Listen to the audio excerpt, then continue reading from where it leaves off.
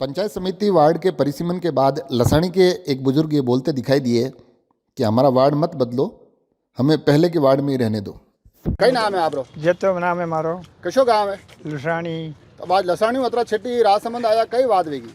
आ बात भी हुक्म के माने लुसाणी पंचायत में गाल माने ईश्वरमंड पंचायत में गाल नाते मेल जाए नाते नहीं जाना चाहूँ मैं पिन्निया फेरी जी जगह ही रहना चाहूँ जो आ माँ की मेहरबानी कर माने पिन्निया फेरा है राख दो माँ को नाता को नाम भेजाई और नी मेल लो तो मैं माँ के आवाई को नहीं बोट की नहीं देवाई को सीधी बात।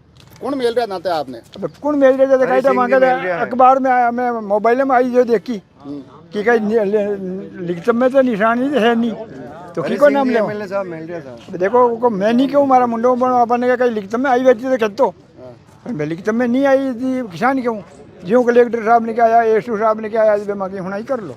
तो अब आपने किसी पंचायत में मिले है?